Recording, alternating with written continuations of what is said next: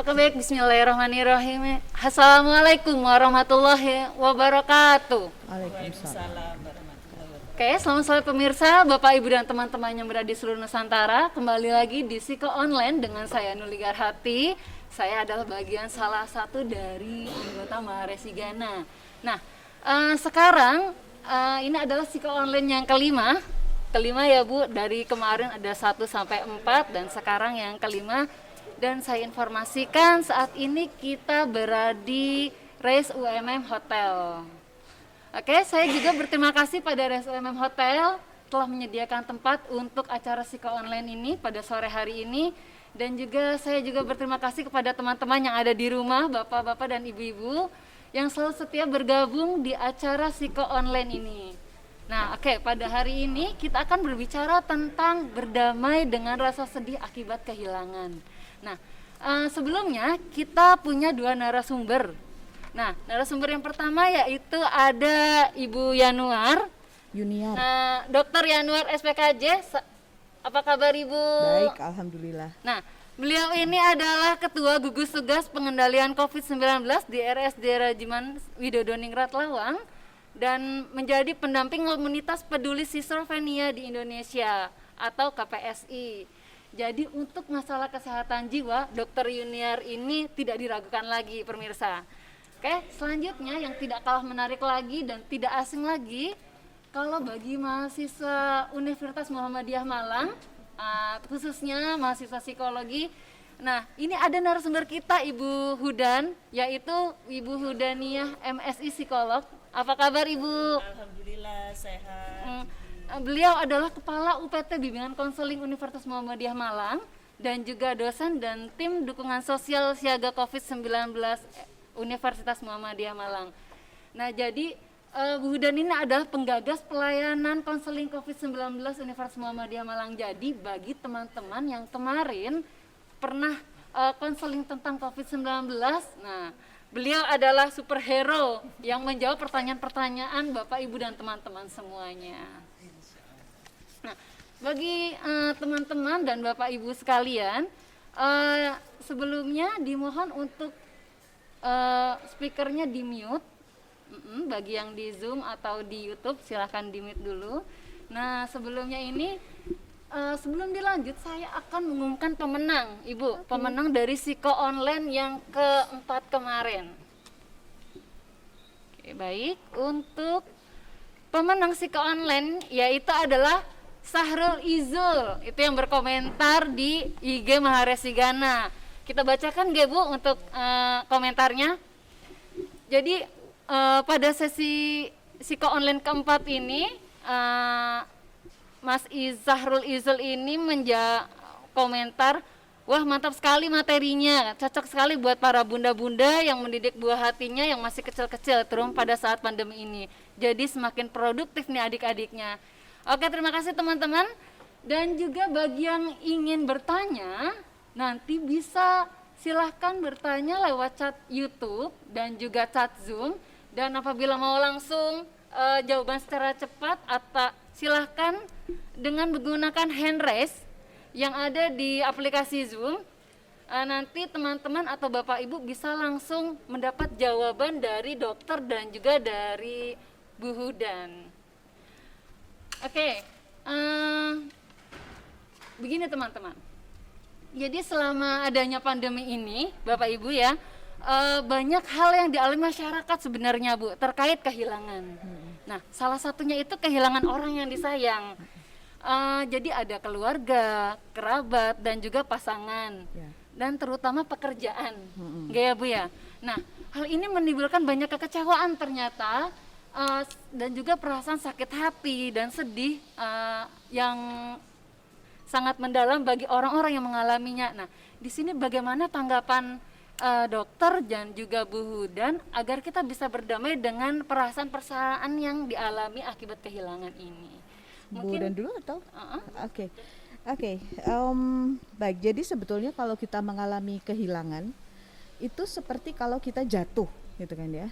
Kalau kita analogikan, kalau kita jatuh, orang jatuh itu kan nggak sengaja ya, nggak ada orang menjatuhkan diri dengan sengaja kecuali dia stuntman gitu kan ya. Nah, kemudian dia jatuh plek gitu, yang terjadi pertama pasti adalah kondisi shock, ini tadi apa yang terjadi, kok sakit gitu, tiba-tiba seperti itu gitu kan, shock dulu, tenger-tenger, bingung ini apa yang terjadi gitu. Kemudian setelah itu biasanya yang akan muncul adalah perasaan marah, kenapa sih kok bisa sampai jatuh gitu ya, kayak gitu kan ya. Nah kemudian lama-lama yang berikutnya yang akan terjadi adalah bargain. Dia akan, tadi kalau aku hati-hati pasti aku nggak jatuh, dia akan bargain kalau kalau Tuhan boleh nggak kalau misalnya lain kali aku lebih hati-hati, aku nggak akan jatuh ya, kayak gitu.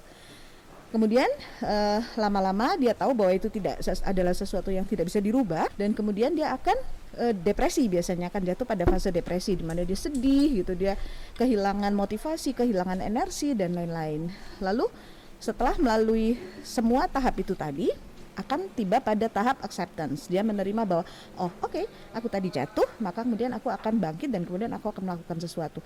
Nah itu adalah tahapan-tahapan yang diperkenalkan oleh Elizabeth Kubler-Ross ya Bu ya, sangat terkenal gitu. Dan Kubler-Ross itu menyatakan bahwa tahap-tahap ini bisa berbeda lamanya dari satu orang ke orang yang lain, tergantung maknanya sesuatu yang hilang itu. Kalau kita bilang itu kehilangan, yang hilang tuh apa gitu, maknanya seberapa dia dalam pada diri kita gitu kan ya.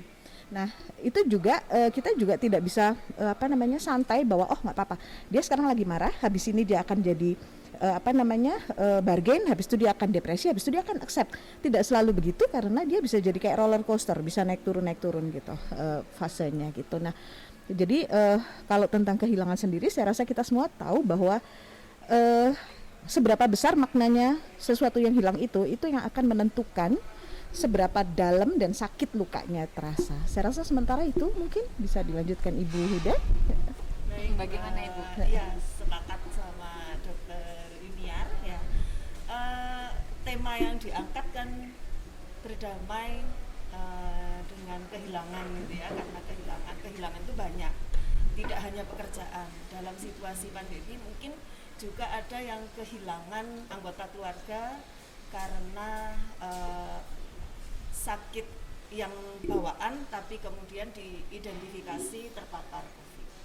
Sampai kemudian respon-respon masyarakat kan demikian ya, banyak sekali yang akhir-akhir menolak untuk pemakaman dengan standar COVID. Itu kan sebenarnya salah satu wujud respon seseorang karena kehilangan gitu.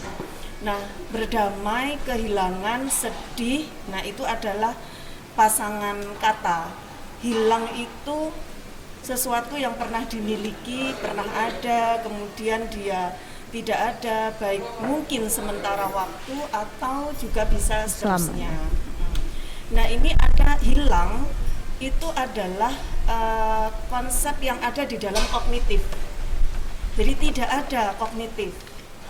Atau pekerjaan saya menghasilkan untuk kehidupan keluarga, untuk anak istri misalnya, atau mungkin ada yayasan yang dia tanggung misalnya gitu ya. Nah kemudian nggak ada lagi gitu. Nah kemudian ini membuat seseorang, antara kognisi dan afeksi itu kan selalu akan berkaitan. Nah, interaksi antara kognisi dan afeksi ini yang akan membuat seseorang mampu untuk merespon, apakah dia akan merespon secara positif atau merespon negatif, atau tadi barangkali coping terhadap stres gitu ya Dok ya.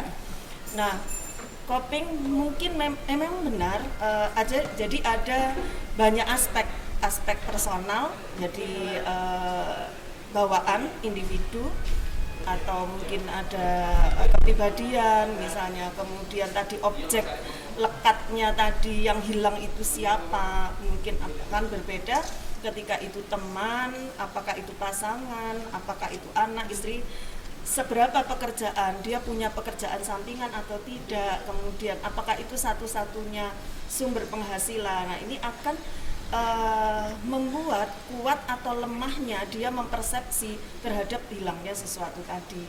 Nah sehingga damai atau damai itu kan berarti berjalan bersama gitu ya, menjalani kemudian gitu ya.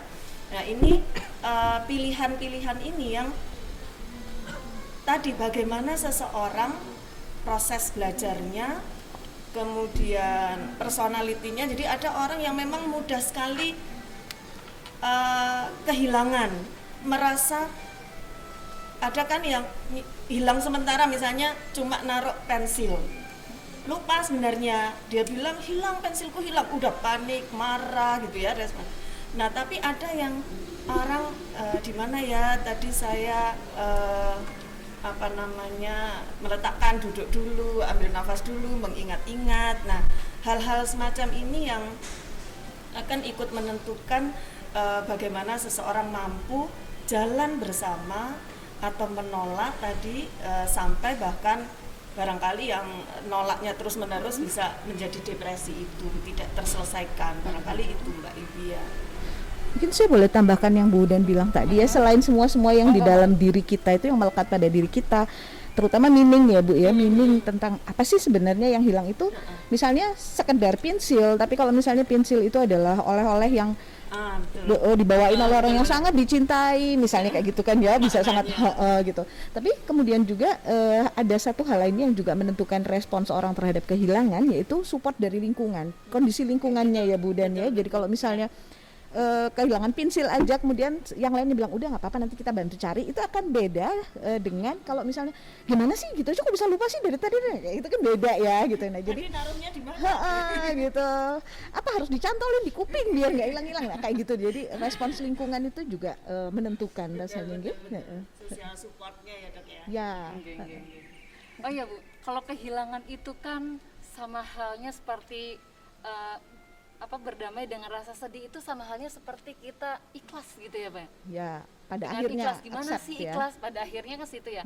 Nah untuk proses menuju ikhlas itu lah Bu, nah kadang banyak orang yang proses keikhlasan itu kurang, aduh sebenarnya saya sudah ikhlas tapi saya kalau diomong ungkit-ungkit lagi saya pengen marah, saya pengen sedih. Nah itu bagaimana Bu? Banyak orang-orang selalu berkata saya sudah ikhlas kok kehilangan ini, nanti Allah bakal ganti yang baru. Banyak kan gimmick-gimmick yang mengatakan hal itu. Saya ikhlas kok kehilangan pacar, saya ikhlas pacar saya ini, atau saya ikhlas pekerjaan saya hilang, ya sudah gitu, mungkin memang ini yang terbaik gitu ya. Nah tapi pada kenyataannya, pada realitasnya, mereka itu juga merasakan aduh kok bisa seperti ini gitu. Jadi hanya sekedar di luar, tidak di dalam. Nah itu bagaimana Ibu? Supaya lebih cepat untuk proses kesembuhan ikhlas itu seperti apa sih Bu? Ya, mungkin bisa kita pikirkan begini, tergantung begini. Kita kalau misalnya saya nih ya, saya udah umur 52 tahun misalnya, saya punya rambut yang ikal misalnya sudah 52 tahun. Kemudian tiba-tiba saya harus digundul misalnya gitu ya Bu ya, karena kemo misalnya kayak gitu ya. Nah kemudian kalau saya dipaksa untuk tiba-tiba ikhlas dengan cepat, sementara itu sudah saya miliki 52 tahun dan kemudian dalam waktu 1 minggu saya ikhlas, itu kan susah gitu ya gitu. Nah jadi sebetulnya yang harus yang sebaiknya dilakukan adalah kita mengenali, kita accept, kita menerima bahwa aku sedang kehilangan gitu. Aku sedang kehilangan, dan kemudian kalau misalnya aku nanti akan memulai dengan hidup yang baru atau masa depan tanpa hal yang tadi hilang itu, maka aku akan melakukan ini. Kalau yang tadi disampaikan Bu Dan tentang kognisi dan afeksi, kalau antara kognisi, afeksi dan behaviornya itu sudah nampak selaras, itu baru namanya accept ya, atau ikhlas gitu kan ya Bu ya. Nah jadi seperti yang kita bahas tadi, sebetulnya itu tidak bisa dipaksa cepat gitu, tapi akan ada natural course-nya, bahwa dia akan berjalan sesuai dengan kepribadiannya dia, sesuai dengan meaning-nya barang yang hilang itu, dan juga dengan support dari lingkungan gitu. Kalau misalnya dia tidak bisa sendiri, maka saya rasa support dari lingkungan akan sangat menentukan kecepatannya gitu ya Bu Dan ya. Iya, betul. Orang yang bermakna barangkali ya, terutama yang memberikan support ya. Yeah. Ada yang unik kemarin barangkali ketika COVID itu kan ada proses penyesuaian. Sebenarnya kita itu makhluk yang ya itulah Allah berikan keistimewaan gitu. Kita stres, ada stresor, kemudian kita stres itu menyesuaikan terhadap stresor. Nah, sebenarnya kita punya potensi untuk itu gitu. Cuman potensi itu berkembang atau tidak itu bergantung bagaimana pernah kita mempelajari jadi orang tua gitu ya. Dulu gimana cara orang tua mengajarkan atau guru ya, tidak selalu mendapatkan. Nah, Pertama yang konseling, jadi hari ke berapa ya, hari ketiga keempat di pemerintah mengumumkan bahwa sekolah libur dan lain-lain, kami langsung membuka online konseling online gratis karena menjadi bimbingan konseling itu. Nah, di 2 minggu awal itu panik karena takut COVID-nya, takut karena kan beritanya begitu gencar ya untuk apa, COVID itu ini, COVID itu. Kita yang orang-orang katakanlah di pendidikan, dunia pendidikan tinggi misalnya, mungkin rumah sakit juga simpang siur, tiba-tiba jadi pembelajar, tiba-tiba jadi orang yang ahli menginformasikan gitu ya, media sosial begitu cepat. Jadi objek juga sebenarnya Bu Iya, ya. panik. Jadi COVID, sebenarnya saya bukan konseling tentang COVID-nya karena saya tidak punya kompetensi di situ ya, tapi orang yang shock atau cemas begitu mendengar kata corona waktu itu ya, belum dinamakan WHO-nya COVID-19 ya. Nah itu. Nah tapi kemudian minggu kedua baru ada kekhawatiran karena jadi konselingnya ya yang banyak memang dari Jawa Timur. Itu konselingnya adalah mulai kecemasan karena tidak bisa online. Jadi masyarakat kita kan yang terbanyak ya generasi mudanya berapa sih yang pinter-pinter online, dan online pun terhambat sama sama internet, nggak ada jaringan gitu-gitu. Nah kemudian tapi sementara sudah ada yang khawatir dirumahkan itu, jadi gaji setengah gitu, itu kan berarti ada kehilangan di situ gitu, gaji setengah tapi pengeluaran kan mungkin ditambah, berkurang untuk transportasi tapi berpindah ke internet gadget itu kan, kepaketan lah ya. Nah Bu. Kalau ada 2 anak sekolah atau kuliah butuh persekian, nah itu sementara penghasilan 2 minggu, dihitung 2 minggu. Kalau pabrik misalnya, perusahaan juga ada yang seperti itu. Kemudian saat itu menjelang lebaran, nah begitu banyak yang hilang dari dari diri seseorang itu. Nah itu panik. Jadi waktu awal itu ya COVID-nya gitu, tentang coronanya itu ya kami tidak bisa menjawab ya.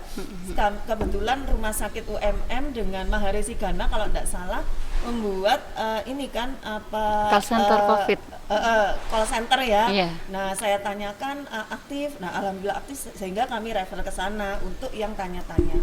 Nah tapi kemudian bulan berikutnya menurun, jadi 1 bulan orang itu panik gitu. Nah disinilah memang secara konsep teoritik ya, seseorang itu punya kemampuan untuk beradaptasi, menerima, cuma butuh waktu. Nah kemudian yang menolong mungkin karena bareng-bareng, banyak temennya nggak sendirian ya. Itu apalagi di Indonesia ya, makhluk sosial gitu ya. Jadi kolektif ya, kolegialitas. Nah ini sangat terbantu untuk bareng-bareng gitu ya. Oh kamu nggak sendiri kok ya gitu ya. Nah itu jadi sebenarnya proses untuk ikhlas itu nanti juga akan mengikuti bagaimana proses di masing-masing lingkungan. Kalau lingkungan misalnya di masyarakat kan merasa tadi disupport oleh RT RW-nya, nah itu tentu mereka isolasi 2 minggu ya menerima. Tapi kalau misalnya masyarakat komunitas yang ada di situ tidak support juga, mereka akan menolak, ada yang kabur, yang ya itulah yang terjadi, yang mau bunuh diri. Iya betul depresi itu ya Dok ya. Nah sekarang kalau misalnya biasanya kehilangan itu adalah konotasinya selalu negatif ya Bu ya. Nah sekarang ini untuk kehilangan, hal positif apa sih Bu? Ada nggak sih di pandemi ini hal positif dari kehilangan aktivitasnya, mungkin kehilangan pekerjaannya, waktu di luar, seperti apa Ibu? Saya rasa mungkin kalau sekarang kita sudah punya cukup banyak waktu, dari mulainya sekitar Maret ya, sekitar Maret akhir itu sampai dengan sekarang sudah 3 bulan, hampir 4 bulan, itu saya rasa kita sudah cukup banyak waktu untuk merenungi dan kemudian menemukan banyak hal baru ya Bu dan ya gitu. Jadi saya melihat bahwa saya iseng tuh jalan-jalan ke ke Pasar Kembang ya, karena ke Pasar Kembang, ternyata di situ sekarang penuh banget. Dulu kan Pasar Kembang tuh nggak sepenuh itu gitu. Jadi ternyata banyak orang yang kemudian menemukan hal baru yang menyenangkan yang dulunya mereka nggak pernah eksplor. Oh ternyata aku bisa tanam-tanam, dan oh ternyata aku happy lihat tanaman di halaman kayak gitu ya. Saya rasa itu mungkin. Jadi saya rasa, terus saya juga suka lihat itu Bu, baru kemarin-kemarin ini ditunjukin sama anak saya tuh, apa sih kalau yang jualan all shop yang live di Facebook, itu kan mereka sangat pinter gitu kan ya. Saya bilang apa dulunya mereka juga sepinter ini ya, itu yang saya pikirkan. Jadi ternyata banyak keterampilan baru yang kemudian dikenali dan ditumbuhkan oleh orang-orang ini gitu ya. Dan itu buat saya tuh bagus banget bahwa mereka jadi tahu bahwa oh ada hal baru kok yang bisa dikerjakan gitu ya. Dulu misalnya kalau jalan-jalan pokoknya aku harus ke luar negeri gini-gini, begitu bandara ditutup jedet bingung gitu kan ya. Kemudian ternyata ada orang-orang yang juga jalan-jalan dan kemudian mereka tahu bahwa oh ternyata di sini bisa kok, kita senang-senang di sini kayak gitu. Jadi banyak sebetulnya hal-hal yang kayak begitu mungkin ya Bu Dan ya. Oh iya Bu, ini kita ada pertanyaan Bu. Pertanyaan dari Oktaviana. Halo, selamat sore, saya ingin bertanya bagaimana sih cara kita supaya lebih cepat mengikhlaskan kepergian seseorang, yaitu putus maksudnya, dengan pacar tetapi masih berkomunikasi baik gitu Bu. Saya rasa yang berani nanya cuma Oktaviana, tapi sebetulnya yang lainnya juga banyak yang mau nanya ini. Yang di depan ini kayaknya juga pertanyaan komunitas ini. Monggo Bu Dan. Bagaimana ini Bu? Iya, ini banyak kasus kalau di konseling kan biasanya gitu ya. Nah tadi sebenarnya kembali persepsi, tapi gini biasanya yang saya tanyakan, sejauh apa kalau tidak bisa ikhlas atau sulit, sejauh apa sih hubungan mereka, apalagi di zaman seperti ini ya. Biasanya sampai depresi, sampai ini ada hal lebih yang mereka lakukan, biasanya begitu. Nah kalau tidak ada, kalau misalnya mereka berelasi dalam konteks yang wajar, saya kira nanti dengan waktu itu akan membangun komunitas baru gitu. Nah seringkali kesalahan-kesalahan yang dilakukan oleh remaja, nampaknya remaja ini ya, remaja, belum tentu loh Bu. Oktaviana kayaknya. Kalau yang dewasa sembunyi-sembunyi ya, nggak akan nanya ya Bu ya. Nah remaja itu konsep misalnya mereka menjalin relasi lawan jenis itu salah, jadi harus bersama, kalau harus memutuskan komunikasi dengan masing-masing teman gitu ya, sehingga ya mereka taunya seolah-olah dunia berdua aja di bawah pohon toge gitu kan gitu. Padahal itu kan tidak ada, baru tahap saling mengenali gitu. Nah tapi mengenalinya itu sampai ATM, kalau kasus-kasus di konseling itu sampai jadi ATM misalnya itu dipegang pacarnya gitu. Wih luar biasa sekali ya Bu, saya mau dong Bu jadi pacarnya. ATM-nya dipegangkan tapi dikosongin dulu Bu. Nggak mungkin. Kalau begitu kehilangan alhamdulillah ya. Benar sekali Bu, setuju saya kalau gitu kehilangan. Nah ini jadi sejauh apa biasanya mereka agak ada terlalu jauh relasinya gitu. Nah kemudian yang kedua adalah biasanya mereka kalau mau melupakan, saya mau melupakan, saya nggak mau ingat. Loh lawang kita itu lo diberi memori, ya kan? Semakin ingin melupakan ya semakin disimpan karena informasinya ditambah-tambah terus. Benar kan? sekali Bu. Saya lupa, pokoknya saya nggak mau ingat-ingat dia lagi. Loh udah sebutin namanya lagi, ceritanya. Habis itu lewat kafe yang sama, habis lewat kafe yang itu terus inget lagi udah gitu ya. deg-degan itu kan, lihat sandalnya deg-degan. Lihat sandalnya deg-degan. Udah itu sama siapa, kepoin IG-nya gitu Iya. kan. Nah itu ya bukan melupakan namanya, jadi ya memang kita diberi memori, tidak begitu saja untuk lupa gitu. Oke, jadi saya Gitu rasa ya. mungkin ini kali ya Bu Dan ya. Jadi kita accept bahwa oh aku sudah tidak bersama dia lagi dan aku harus kembali ke kehidupanku, ke relasi sosialku yang lain gitu ya, karena banyak hal lain di luar dia gitu ya. Oke. Nah terus lagi Bu, ini ada pertanyaan lagi dari Siti Nadia Sri Utami, Universitas Negeri Makassar, jauh sekali kan Ibu. Jauh Halo banget. Sri. Apa kabar Makassar? Halo Siti, bisa dipanggil Sita atau Sri Utami ya Bu ya gitu. Jadi gini pertanyaannya, Kak saya mau tanya, saya sudah kehilangan ayah selama setahun yang lalu, tapi untuk merelakan sulit sekali, bahkan sampai sekarang masih tidak percaya dan sering menangis setiap malam. Nah, padahal teman-teman kadang bilang sudah lama kenapa masih sedih. Jadi kalau di luar rumah saya menekan kesedihan saya sampai sakit kepala, bisa sampai migrain ya Bu ya ternyata. Nah, menurut Ibu bagaimana saya harus bertindak menerima keadaan ini? Oke.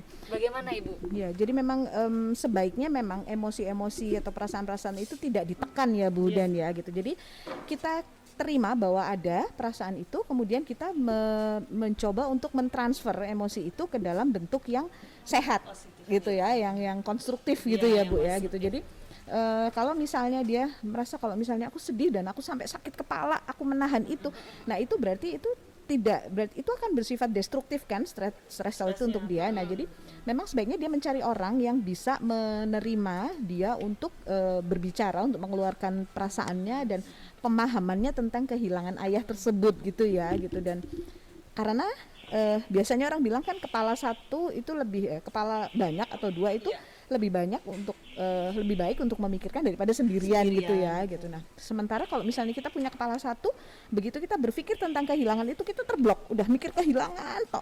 Tapi kalau misalnya kita tanya kepada orang lain atau bicara dengan orang lain, bisa jadi kita akan menerima masukan bahwa oh gini caranya, oh itu nggak akan seberat ini dan lain-lain. Seperti itu mungkin ya Bu Dan ya. Kalau mungkin perguruan tinggi dia sekolah atau apa gitu ya, cari teman atau guru atau konselornya di tempat tersebut, atau sekarang kalau malu online itu kan banyak bisa dicari. Kadang mereka sekedar butuh curhat, butuh cuman penyaluran ventilasi energi psikisnya itu. Kalau dia tertutup dan malu, bisa menulis, menggambar dengan warna apa aja, coret-coret suka-suka dia, nggak apa-apa. Yang penting energi tadi tersalur. Jadi memang ada anak yang bisa bercerita secara terbuka, tapi online pun ada yang nggak berani maju mundur gitu ya. Jadi tapi dengan online, nah tadi hikmahnya ya, online itu banyak yang lebih berani karena mungkin identitasnya anonimus. Tidak, iya betul, meskipun kita minta ya datanya, cuman mungkin kalau toh video call bisa ini kan, bisa masih memanage gitu ya, ada sekian detik delay gitu kan, dia masih bisa menata gitu. Nah jadi kalau memang sangat tertutup, tulis aja, bikin buku harian atau bikin apa, harapan-harapan. Misalnya kalau itu ayah, ya saya bisa memahami, apalagi anak perempuan ya biasanya dekat dengan ayah, mungkin selama ini selalu bersepeda atau apa, menghabiskan waktu bersama 1 tahun, saya yakin itu seumur hidup dia nggak akan bisa melupakan gitu. Dan nggak harus dilupakan memang ya. Betul, karena tersimpan kan. Nah tapi bagaimana hidup terus harus berjalan, dia harus mengingat diri dan keluarganya yang lain. Kalau dia misalnya punya adik ya, dia harus menjadi role model untuk adiknya barangkali. Kalau ibunya juga bagaimana mensupport. Nah memang seringnya ketika anak-anak itu anak-anak yang tertutup gitu. Nah itu nulis pensil warna buat anak-anak itu loh, krayon itu apa aja. Kalau malu dilihat ya habis itu dibuang, boleh, tapi energinya tadi tersalur. Kalau mau simpan, itu jadi bagian, misalnya teringat ayah waktu itu apa, nah tulis, harus sepeda apa, nah itu bisa cukup sementara bisa mengatasi lah saya kira untuk itu. Gitu ya Bu ya. Dan 1 tahun seperti juga itu, sudah harus dimulai ya itu. Oke.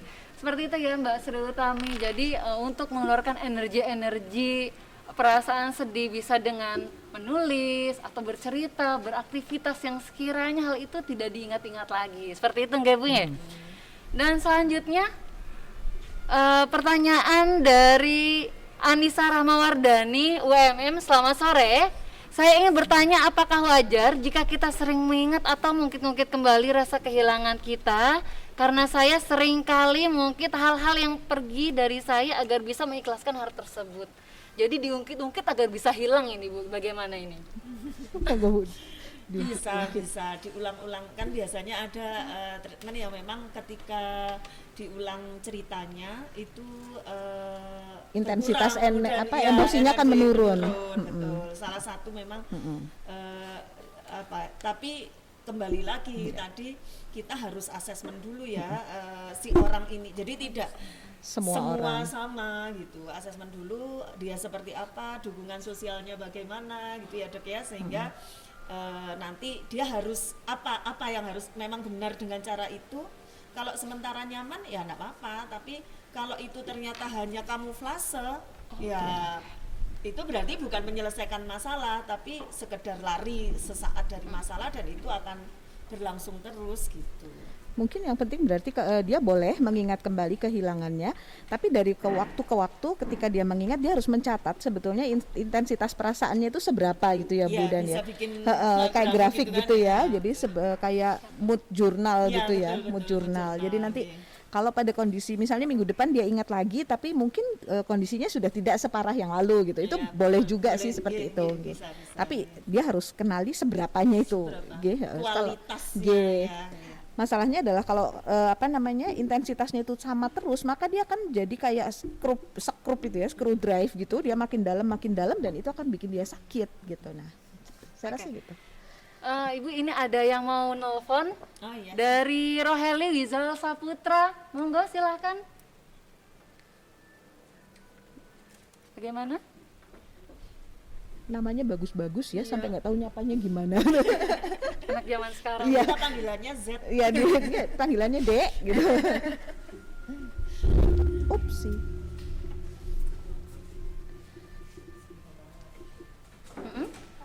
Halo? Roheli Wizal Saputra bisa masuk?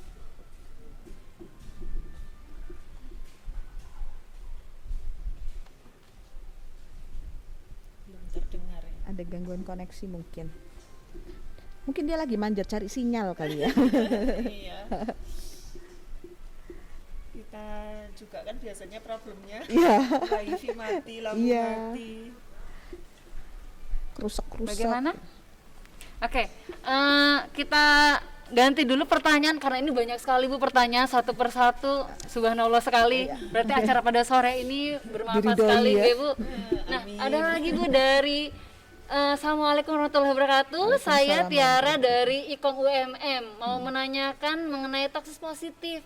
Ketika kehilangan seseorang, umumnya lingkungan kita akan memberi semangat agar kita kembali bahagia. Nah, dalam proses menerima kehilangan, kadang kalimat positif ini bisa jadi toksis. Nah, tekanan untuk kembali normal seperti sedia kala, mau nggak mau akan membuat kita kadang terpaksa pura-pura bahagia. Nah, bagaimana nih bentuk pura-pura bahagia?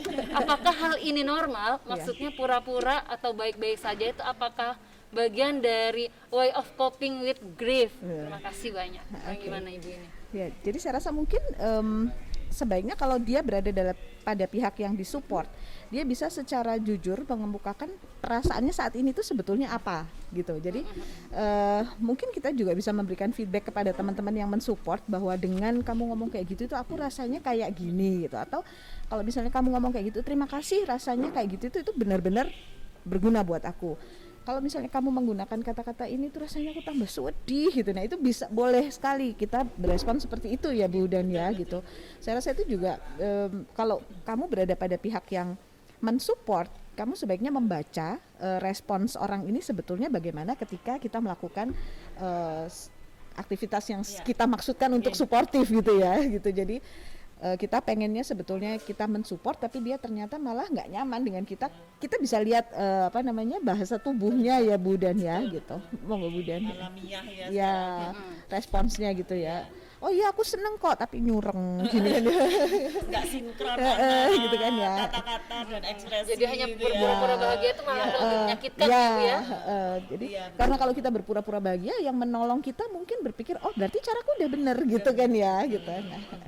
Oke, jadi untuk Mbak Fasya tentang pura-pura bahagia ketika disupport seseorang itu lebih baik Mbak Fasya asertif. Ya. Jadi ketika memang hal itu mengganggu pikiran dan perasaan Mbak Fasya, ya Mbak Fasya harus Sampaikan. mengeluarkan itu agar orang yang berniat untuk menolong itu oh ternyata yang saya lakukan itu salah seperti itu. Belum Biar tepat gitu sama-sama kali ya. belum tepat lebih tepatnya. Kalau mahasiswa UMM boleh calling ke BK. Nah, Gratis kok, nanti foto KTM-nya aja. Calling ada nomornya. Kalau mahasiswa UMM Oh, bisa memang langsung telepon ya, Bu, ya? Boleh. Oke. boleh, Saya bukan silakan. mahasiswa nggak boleh ya Bu ya? Ada khusus Bu ruangannya, nanti malah saya yang konseling. Jadi di sini untuk Mbak Fasya, bagi yang ingin konseling atau mahasiswa UMM bisa langsung telepon ya Bu ya. Boleh. Untuk nomor teleponnya berapa Ibu, mungkin bisa disebutkan? Aduh, nanti saya tinggal ini Oh, aja ya, nanti saya di-share belum aja Bu hafal ya. Iya. Nah, untuk terakhir nanti nomor telepon Khusus konseling. khusus konseling BKUMM akan di-share ke mahasiswa UMM tentunya. Atau nomor rekening dulu Bu yang di-share. Pasti hafal. Itu nanti Bu, offline. Oke. Nah, ada lagi nih Bu. Iya. Banyak sekali ya Bu ya. Masih semangat Banyak ya Bu ya yang untuk menjawab pertanyaan satu persatu. banyak yang Sepanjang nggak agama hujan nggak tapi apa-apa. ingin berdamai kan, Iya. lebih positif ya. Ada lagi nih Bu. Mbak, Assalamualaikum.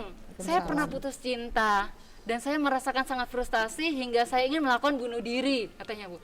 Nah, karena saya tidak kuat merasakan sakitnya, seolah-olah saya seperti sesak napas, jantung berdebar-debar dan tidak nafsu makan. Nah, sebenarnya wajar atau enggak sih saya mengalami itu, Bu? Dan apa yang harus saya lakukan agar bisa kembali normal seperti biasanya? Nah, ini masalah putus cinta Bu. Jadi pada saat pandemi ini bukan hanya pekerjaan, ternyata ada juga yang kehilangan cinta. Iya. Oke, Bisa ya. mungkin bagaimana? Pacaran terus diputus karena pandemi gitu. Lucu ya. Karena LDR. Oh iya iya iya. Daring. Sinyalnya susah itu ya. Ya sebetulnya kalau perasaan seperti itu sangat wajar gitu, sangat wajar, tapi akan menjadi tidak wajar kalau waktunya sampai memanjang lama gitu ya, sampai lebih dari, biasanya orang grieving itu kan sampai 6 bulan aja gitu ya. Setelah 6 bulan intensitasnya akan menurun gitu kan. Nah, tapi kalau itu berkelanjutan maka sebaiknya dia mencari bantuan profesional gitu ya, karena berarti dia tidak bisa coping sendiri gitu. Mungkin profesional atau teman yang apa ya, yang dipercaya gitu ya, yang dekat hubungannya sehingga dia bisa nyaman, atau tadi yang Yudi bilang tuh asertif gitu ya, bisa mengeluarkan semuanya dengan baik. Saya rasa itu yang harus dia lakukan gitu. Wajar tapi jangan lama-lama gitu. Yang Move on. stres itu lumrah ya, Yeah. coping yang lumrah. Cuma Yeah. ketika menjadi ingin bunuh diri, makanya cobalah nanti mungkin bisa menjadi tema gimana sih membangun relasi yang dengan lawan jenis itu yang konstruktif, sehingga sekarang memang banyak baru ditinggal pacar ya tidak menghidupi, bukan yang membiayai hidup segitunya gitu ya. Jadi konstruk relasi atau katakanlah pacaran itu pada anak-anak sekarang itu loh yang nanti anak SD itu kan juga panggil papa mama lah, ya Allah. Sudah banyak ya, Bu, yang seperti itu ya. makanya ini yang nggak tahu ya, mungkin orang tua juga berkontribusi dalam hal Ya. ini. Ketika anak-anak kecil itu nonton video lah atau sinetron atau apa ya sekarang, atau lagi sekarang apa drakor ya, nah itu mereka begitu menjiwai, menginternalisasi gitu ya, sehingga menjadi tidak dunia nyata gitu. Iya, iya. Bahwa ya bisa lah terjadi hilang, wong bukan yang menikah, barangkali kasus-kasus juga banyak kan di situasi ini pandemi ini, katanya angka perceraian meningkat meskipun baby boom juga ya, ya Dok ya. Setahun lagi kita lihat. Nah, ya, makanya. Nah itu jadi gimana ya? Kok dimulai dari konstruk tentang konsep Relasi. tentang relasi atau pacaran lawan jenis. Jadi jangan yang sudah seolah-olah itu jadi suami istri. Katakanlah misalnya skripsi. Saya menguji skripsi itu, ucapan terima kasihnya Allah yang paling atas ya, yang di atas orang tua, lebaynya itu ampun-ampun. Saya tanya, ini pasti jadi suami atau istrimu? Saya tanya gitu. Nanti tahun depan dibuang itu Bu Nah, skripsinya. makanya itu seumur Ganti hidup orang. kan skripsi. Nah makanya apa nggak berantem nanti kalau menikahnya sama yang lain gitu. Nah itu loh konstruk-konstruk yang ya oke lah, ucapan sebagai teman memang lebih istimewa, bagus, nggak apa-apa gitu ya. Tapi jadi bagaimana memaknai pacar atau baru kenalan lah ya, yang belum membangun relasi, itu yang perlu dikonstruksikan. Silakan nanti mungkin tanggung jawab bersama kita gitu ya. Mungkin juga yang saya ingin tambahkan adalah bahwa bunuh diri, baik itu idea atau misalnya sudah sampai berbuat kayak gitu, itu adalah kedaruratan. Jadi kalau sampai dia itu kedaruratan psikiatrik. Kalau sampai muncul ide bunuh diri atau sudah mencoba atau sudah beli alat untuk bunuh diri, itu memang itu harus sudah dikenali oleh lingkungannya ya, karena itu adalah hal yang harus segera dibantu gitu. Oke, baik teman-teman di sini. untuk menyikapi rasa kehilangan, nah itu lebih tepatnya tadi dengan cara konseling ya Bu ya, dengan konseling. Tapi perlu diingat jangka waktu lebih dari 6 bulan berarti itu sudah dalam tahapan masa Ya, kritis ya Bu. patologis. Jadi bagi teman-teman yang merasakan kehilangan dan selalu merasakan sesak napas, tidak nafsu makan, perasaan deg-degan, itu langsung mencari alternatif pertolongan darurat, bisa ke orang yang lebih dewasa, ke psikiater atau ke psikolog. Gitu ya teman-teman. Nah Bu, karena waktunya memang sedikit lagi dan masih banyak banget lagi pertanyaannya Bu. Masih semangat lagi ya Bu ya. Nah ini dari Imas UM ya, terkait kehilangan seseorang yang telah mengubah kebiasaan sehari-hari nih Bu. Jadi karena kehilangan seseorang, kebiasaan sehari-harinya pun bisa berubah. Saat ini masuk pada fase accept. Tapi akhirnya jadi menyalahkan diri sendiri dan berakibat overthinking. Mohon pencerahannya. Nah ini bagaimana nih Bu? Sudah menerima terus tapinya menjadi overthinking. Iya.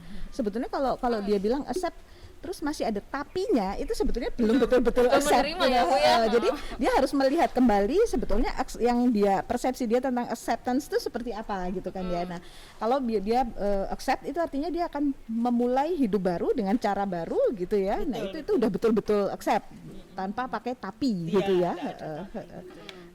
Jadi Bu, di sini ada pertanyaan. Mari silahkan masuk, Mas Yusmianto Wali. Halo, Mas Yanto Wali ini dari Ambon nih Bu. Wih, jauh banget. Oke. Mari Pasti Mas manis. silakan. Pasti manis ya, Ambon manisnya.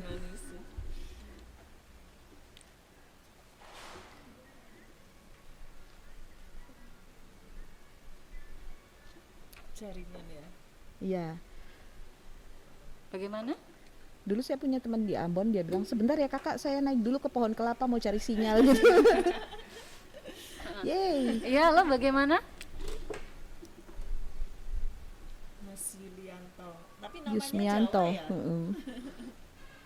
Oke, Mas Yuanto, bisa masuk? Yusmianto. Oke.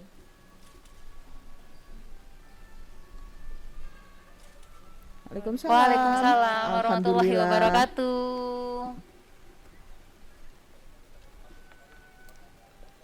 Takut masuk. Lucu banget. Di lockdown ya. Heeh. Jaringannya di lockdown ya Mas ya? Bagaimana Mas? Mm-mm.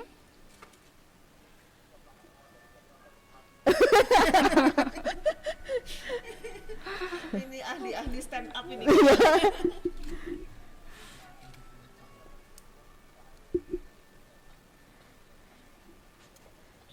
Iya, terima kasih. Kita juga Terima senang dapat kasih. teman dari Maluku. Iya, iya.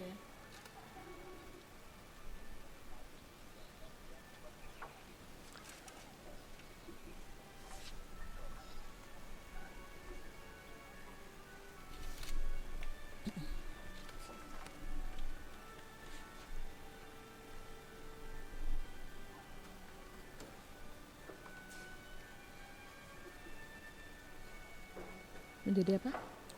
Gimana Mas? Daerah-daerah tertentu?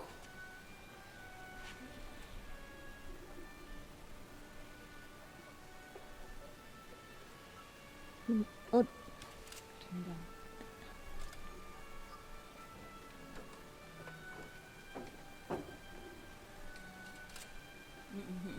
Mm-mm.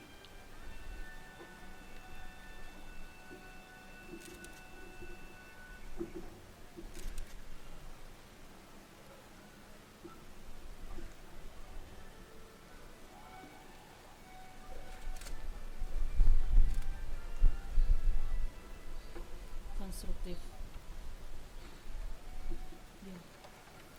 saya nggak terlalu dengar.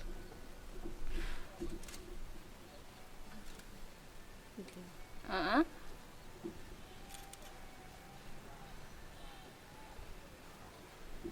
Oke, jadi saya ulang dulu ya Mas ya. Tadi kan bagaimana pertanyaannya adalah bagaimana pola pikir balas dendam itu berubah menjadi Konstruktif. suatu perilaku yang konstruktif ya Bu ya? Ya, orang tidak menjadi balas dendam. Jadi memang kan ada budaya-budaya, misalnya mati satu dari kampung ini ya harus Satu mata Kalau dibalas belum- mata. Iya, betul. Jadi memang ada konstruksi budaya begitu kan. Jadi dan memang di Indonesia itu sangat beragam, dari Sabang sampai Merauke-nya, jangankan Sabang sampai Merauke, ya Jawa aja udah beda-beda karakter budaya, sehingga penyelesaian konflik, coping stresnya juga berbeda, sosial supportnya juga berbeda terhadap masyarakat, terhadap individu-individu itu. Nah, biasanya seperti ini tidak bisa bekerja sendiri. Seperti misalnya kalau ada budaya yang kalau nggak ikut tawuran itu dianggap banci misalnya kan. Sehingga sebenarnya dia ya nggak minat, tapi karena di stigma oleh masyarakat sebagai banci itu adalah hal yang sangat buruk, maka ya dia ikut meskipun dia sebagai peserta yang lari misalnya gitu ya, tapi dia ada di bagian itu. Nah, ada stigma-stigma semacam itu yang membentuk. Nah, luar biasa ini ya, Mas Yusmianto itu punya keinginan ini, mudah-mudahan nanti jadi pemimpin daerah. Amin. Karena salah satu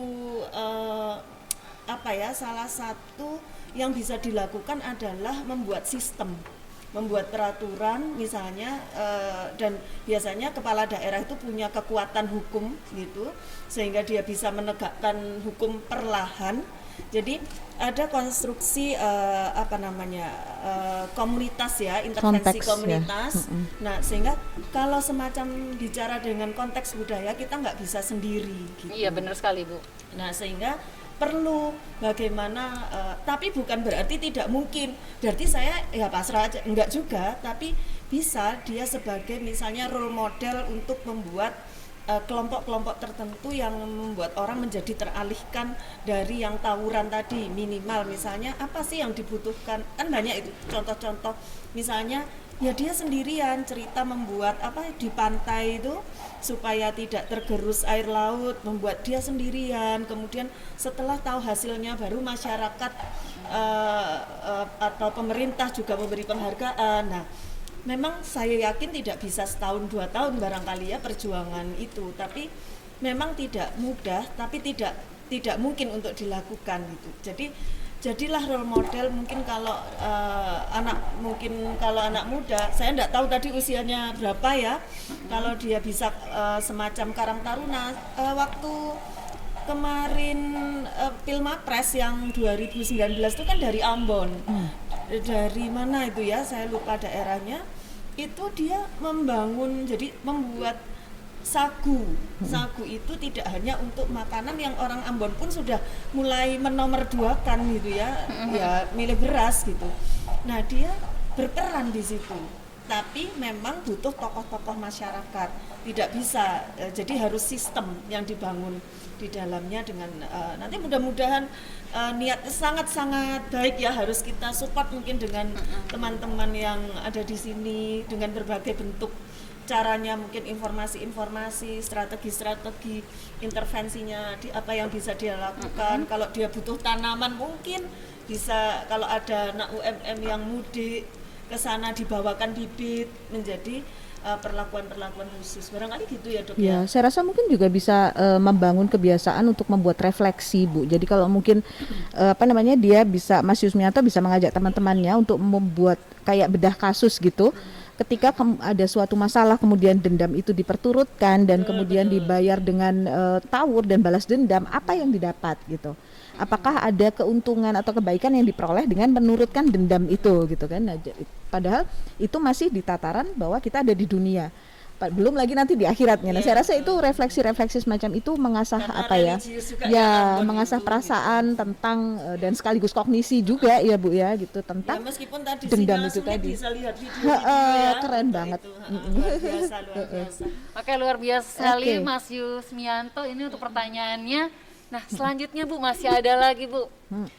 Nah, di sini nama saya Raisa, izin bertanya, bagaimana cara menyikapi rasa takut akan kehilangan sehingga untuk memulai hubungan yang baru itu merasa susah. Bahkan untuk melihara hewan pun sangat berat karena takut suatu saat nanti akan mati meninggalkan saya. Nah, itu tarapannya udah sampai tahap trauma ya Bu ya? Nah, itu bagaimana Bu? Sebetulnya jawabannya ada di kalimat terakhirnya dia itu. Sebetulnya jawabannya adalah bahwa pemahaman bahwa apapun yang kita miliki di dunia ini semua sifatnya sementara, semua akan pergi gitu kan ya, bisa aja. Bahkan orang bilang kan jangan percaya sama apapun, bahkan bayanganmu pun akan meninggalkan kamu kalau nggak ada sinar kan gitu kan betul ya. sekali, luar biasa. Gitu katanya. Nah, jadi saya rasa jawabannya sudah Hebat sekali. jawabannya itu sudah diberikan oleh si Raisa sendiri di akhir itu ya Bu ya gitu. Karena orang merasa bahwa semua ini akan jadi milikku selamanya. Nah, itu yang sebetulnya bikin kehilangan tuh jadi terasa berat gitu kan ya gitu. Saya rasa Itu loh gitu. yang saya bilang tadi, sebenarnya orang itu punya kemampuan Potensi. untuk menyesuaikan diri, kemampuan untuk menyelesaikan masalahnya. Iya, Cuma benar untuk sekali, orang Bu. lain, tadi cerminnya adalah dokter Yuniar. Oh ini loh gitu. Jadi penguat gitu ya. Iya. Jadi mungkin bisa membentuk curhat. Jadi Iya. tidak Ya hanya sendiri sudah. Tidak hanya dia yang curhat, mungkin mendengarkan curhatan orang. Iya, betul Ternyata ada sekali. juga ya yang lebih menderita dari saya. Iya. Betul sekali, Bu. Misalnya seperti itu. Bahkan jangankan mungkin teman-teman yang di rumah atau bapak ibu di rumah, saya sendiri Bu, ketika merasa sendiri, saya merasa permasalahan saya itu paling berat Paling sendiri. berat sedunia. Tapi ketika saya tahu tentang permasalahan orang lain, akhirnya saya sadar, oh ternyata saya nggak sendiri, Masih dan bersyukur ternyata ya. masih banyak orang yang lebih berat daripada saya permasalahannya. Oh, ya. Tuh kan juga Luar mungkin biasa. saya sendiri. Jadi sambil-sambil ya Bu ya. Jadi di sini sambil kita juga bercerita, saya juga ikutan curhat ya teman-teman. Iya. Oke. Iya. Lucu sekali. Nah, begitu ya Mbak Raisa, bahwasanya suatu saat siapapun, bahkan Apapun. bayangan pun, kata dokter Yuniar, akan meninggalkan kita. Jadi untuk Mbak Raisa sendiri tidak perlu takut kehilangan gitu. Jadi serat Kehilangan apa tuh yang biasa, kita gitu. miliki itu adalah ya miliknya Sementara. Allah semata dan hanya sementara. Nah, ada lagi nih Bu. Mbak izin bertanya, saya Cynthia, bagaimana cara kita merealistiskan pasien pasien psikotik yang kehilangan ayahnya, sedangkan pasien masih meyakini ayahnya masih hidup. Gimana nih Bu? Nah ini kewenangannya. Sebenarnya ayahnya itu sudah nggak ada ya Bu, tapi selalu meyakini bahwa ayahnya masih hidup. Ya, saya rasa mungkin itu akan memang lebih menantang daripada kita menjelaskan kepada orang yang insight-nya utuh ya, kayak orang-orang yang tidak psikotik gitu. Nah, jadi memang untuk orang-orang yang psikotik, terutama pada saat-saat dia insight-nya masih belum bagus gitu, memang yang bisa dia lihat terutama adalah yang real gitu. Nah, jadi kalau misalnya kita mau menunjukkan bahwa ayahnya tidak ada, kita bisa tanya sama dia, misalnya bapakmu biasanya ayah ini ngendi kayak gitu ya. Misalnya ayahmu biasanya jam segini di mana gitu. Dengan pertanyaan-pertanyaan Ya, yang jadi kita seperti memancing biasanya ya, gitu. Bu, ya? Memang tidak akan langsung gitu, tapi dia akan, oh bapakku biasanya kalau jam segini minum kopi di teras. Ayo kita ke teras, kita lihat gitu. Kopinya di mana, ayahnya di mana kayak gitu. Nanti lama-lama dia akan paham gitu. Tapi memang bukan hal yang mudah gitu.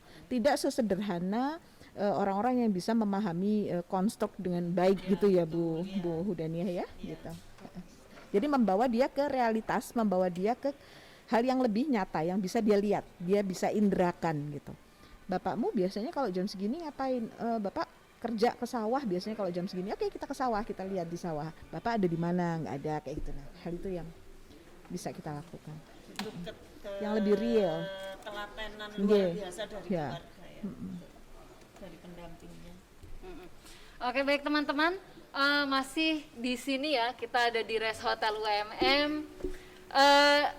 Sekarang ini waktunya sudah tinggal sedikit lagi, tapi Hampir bagi azan maghrib ada ya. yang ingin bertanya silahkan bertanya. Mumpung masih ada dua pemateri yang luar biasa ini. Dari tadi kita nggak ada henti-hentinya ya menjawab pertanyaan dari teman-teman dan Bapak Ibu peserta yang lainnya. Nah, selanjutnya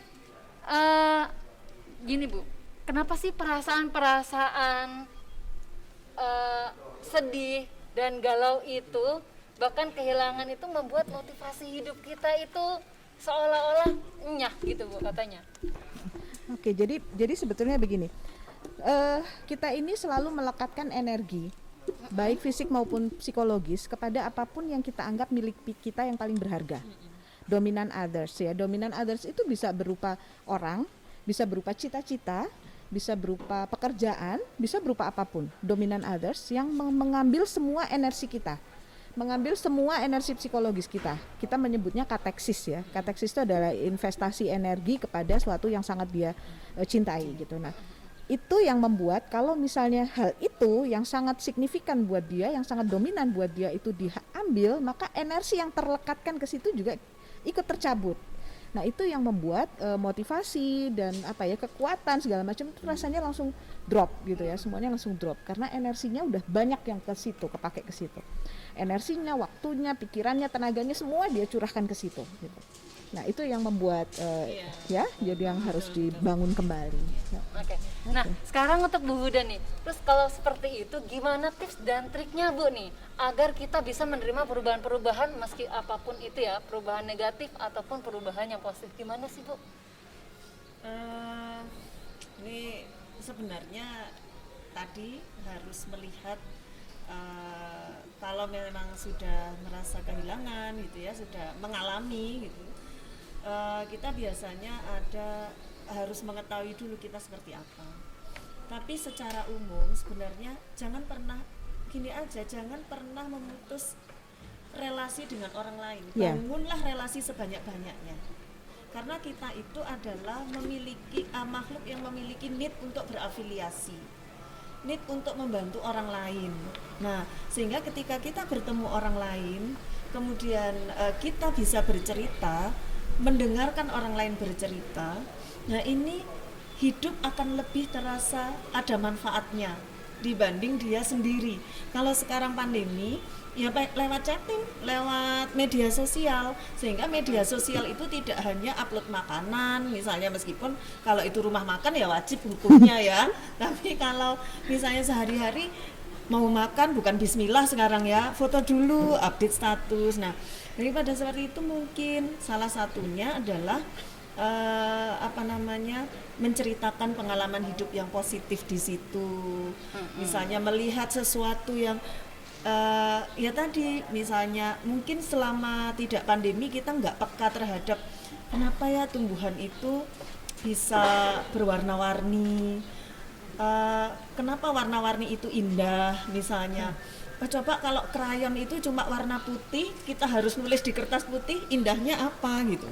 Nah, justru warna-warni, ternyata perbedaan itu justru yang membuat keindahan. Nah, kepekaan, kemudian kita membangun relasi dengan orang, utamanya sebenarnya itu.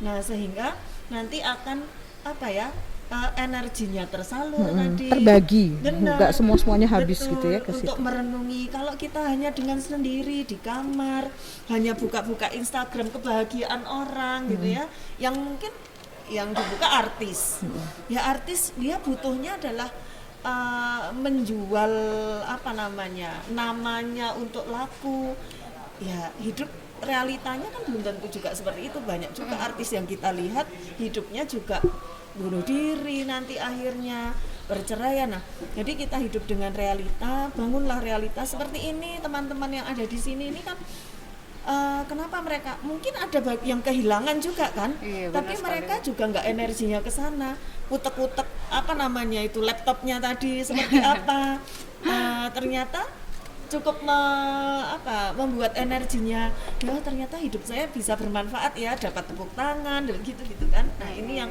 utama menurut saya, jangan pernah memutus relasi dengan orang lain, tapi justru bangunlah relasi-relasi yang positif tentu saja ya, jangan relasi-relasi yang justru negatif. Itu Mbak Ibi. Stay connected. Iya betul. Iya. Oke. Seperti itu ya teman-teman. Oh iya teman-teman, Bapak Ibu bagi yang belum absen, silahkan absen di link YouTube dan juga di link Zoom yang sudah dikirimkan oleh tim kreatif kita. Jangan sampai ketinggalan, soalnya absen itu bisa memberikan sertifikat Ibu. Jadi masing-masing kita ada absen, jadi kita juga memberikan sertifikat ke para peserta yang sudah gabung di Siko Online. Ini hikmahnya pandemi ya.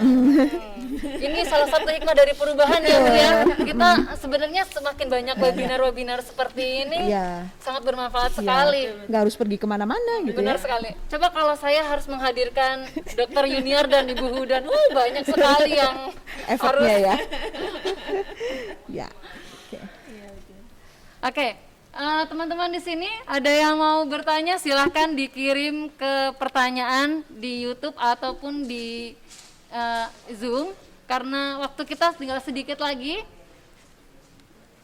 Kemudian bagi yang belum absen silahkan absen. Nah ini ada lagi Bu, Ini pertanyaan dari Tri Anissa dari Universitas Pamulang Bu. Izin bertanya, salah tidak kita sulit menerima keadaan bahwa kita kehilangan seseorang berawal dari ayah yang sudah tiada. Sekarang kehilangan orang dekat dengan alasan sulit dipahami. Bagaimana cara merelakan? Oh sama ya Bu, seperti tadi ya. Iya. Nah untuk merelakan orang-orang yang sudah tiada, terus ditambah lagi juga kehilangan orang yang terdekat. Ya, jadi memang biasanya begini, memang kehilangan itu yang membuat orang sakit ya, membuat orang beneran sakit itu bukan satu kali kehilangan. Biasanya adalah suatu kehilangan orang yang sangat bermakna di usia awal kehidupan ya, orang yang sangat bermakna seperti tadi ayah misalnya. Nah kemudian kehilangan selanjutnya itu adalah anniversary dari semua rasa yang dia alami ketika kehilangan yang awal. Nah memang rasa itu akan makin lama makin menguat kalau misalnya itu dipelihara gitu ya. Setiap kehilangan maka kembali lagi ingatan tentang rasa sedih ketika kehilangan ayah kayak gitu ya. Jadi itu bukan hal yang salah, sama sekali bukan hal yang salah. Cuman yang harus dilakukan seperti tadi, kita kenali apakah kita sudah cukup merasakan kehilangan itu, apakah sudah waktunya untuk menerima dan kemudian move on. Kayak gitu ya Bu Iya, Dan ya. Jadi barangkali sebabnya ditinggalkan apa? Iya. Apakah jadi kalau dalam relasi itu ada timbal balik ya. Jadi kita tidak bisa menuntut saja. Tapi juga orang yang membangun relasi dengan orang-orang yang pernah kehilangan, berarti dia juga harus siap untuk mensupport bagaimana dia mengatasi rasa itu gitu ya. Jadi kalau tadi mungkin seolah-olah pertanyaannya sudah kehilangan ayah, kemudian ada konflik, ditinggal lagi sama Sama orang pacarnya. lain. Nah ini barangkali juga ada menuntut diperhatikan misalnya. Nah barangkali kalau relasi kan tidak bisa begitu ya. Oke baik Ibu, ada lagi. Di sini assalamualaikum warahmatullahi wabarakatuh. Sebut saja nama saya MJ. Mau dirahasiakan Bu. Iya. Ketika ada teman yang kehilangan keluarga atau teman dekatnya, sebenarnya di saat seperti apa atau kapan sih waktu yang tepat untuk kita menghibur dia Bu? Nah karena kadang beberapa orang ingin sendiri atau sebaliknya. Iya. Nah ini gimana juga Bu? Kita kan bagaimana cara merespon orang-orang yang mengalami kedukaan itu ya Bu ya? Ya, bisa dengan sebetulnya ini seperti mengundang kembali asertivitasnya orang gitu kan ya. Kita bisa tanya ke dia, apakah kamu boleh, kamu nggak apa-apa kalau aku datang ke rumahmu sekarang gitu.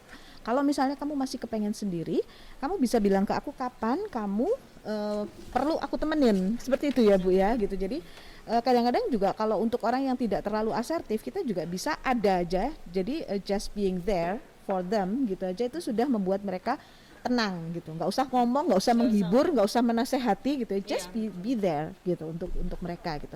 Itu aja sudah, kapanpun itu dilakukan itu enggak apa-apa, itu paling soft ya, penghiburan yang paling soft gitu ya, gitu, yang paling bisa diterima oleh orang lain gitu. Biasanya orang berpikir bahwa menghibur itu harus dengan kata-kata, harus dengan elus-elus, tepuk-tepuk kayak gitu. Kata sebetulnya just be there gitu. Jadi kalaupun tidak secara fisik, kita sampaikan bahwa kamu bisa menghubungi aku kapanpun kalau kamu perlu dan kamu merasa kamu perlu ngomong sama orang. Saya rasa begitu Bu Den ya. Jadi sebenarnya kita kan punya kepekaan ya, untuk membaca, melakukan observasi dalam interaksi ini kan kita assessment terus-terusan belajar nggak harus kuliah gitu loh, itu natural. Orang ini misalnya ketika kita duduk, jadi dia duduk dan dia ambil nafas, kemudian menggeser duduk, meskipun itu hanya setengah senti atau 1 mili, berarti dia mungkin belum mau diganggu. Ya sudah, misalnya cukup kamu mau minum misalnya, kalau itu dalam setting seperti apa, atau bawain aja. Kalau kita sahabat kan biasanya kita tahu kita tahu kesukaannya, ini aku bawain, nanti kamu makan misalnya. Nah mungkin dia akan sedikit tenang, itu natural. Orang biasanya akan di dalam relasi itu ada kualitas-kualitas, semakin erat hubungan seseorang dengan sahabat atau orang tua misalnya, itu akan tahu gimana saat-saat dia sudah boleh membuka dirinya untuk kita masuk dalam persoalan pribadinya. Saya Berarti biasanya kalau sama teman saya yang deket banget, yang pikirannya sampai sama kita ini kayak kembar siam dempet otak gitu. Itu berarti rambutnya satu frekuensi. Ya, ya. Jadi sebenarnya bagaimana kita harus benar-benar pintar-pintar cari situasi Ya, tertentu ya Bu ya, mengenali situasi. untuk mendekati orang tersebut, ingin mendengarkan cerita-cerita tersebut. Ya. Nah, oke baik teman-teman, untuk tanya jawab bagi pertanyaan yang belum dijawab dan masih banyak sekali, mungkin bisa dijawab di luar sesi ya teman-teman, karena waktunya juga sudah habis, kita juga sudah di penghujung acara.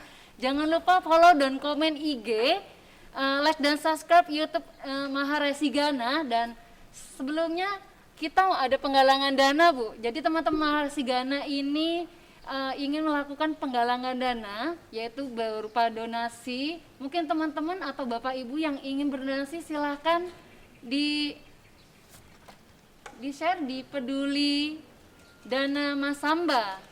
Monggo, di situ ada nomor rekening mandirinya, kemudian nomor rekening BNI. Jadi untuk Bapak Ibu dan teman-teman yang ingin berdonasi, silahkan mentransfer atas nama Lajismu. Saya ingatkan sekali lagi, jangan lupa untuk absennya teman-teman ya. Nah, Ibu, karena berhubung waktunya juga sudah di penghujung acara dan benar-benar luar biasa sekali pada hari ini ya Bu ya, perbincangan dan diskusi sore hari ini. Saya Semoga tidak menyangka bermanfaat sampai ya. akhirnya saya juga ikut-ikutan bercerita. Sambil-sambil ya Bu, mumpung gratis. Jarang-jarang saya ketemu dengan Dokter Yunir dan jarang-jarang juga saya bertemu langsung dengan Ibu Hudan, karena Ibu Hudan sosok yang sangat sibuk sekali kalau di fakultas. Kalau di sini enggak ya. Kalau ada Yubi saya lari. Jahat sekali Bu ini. Oke baik teman-teman, sebelum saya akhiri saya punya quotes. Jadi kehilangan membuat kita belajar untuk menerima dan bersyukur dengan apa yang kita miliki saat ini. Jadi untuk teman-teman dan Bapak Ibu di rumah, semoga sehat selalu dan bahagia selalu. Kami ucapkan akhir kata, wabillahi taufiq wal hidayah. Wassalamualaikum warahmatullahi wabarakatuh. Waalaikumsalam warahmatullahi wabarakatuh. Makasih semuanya.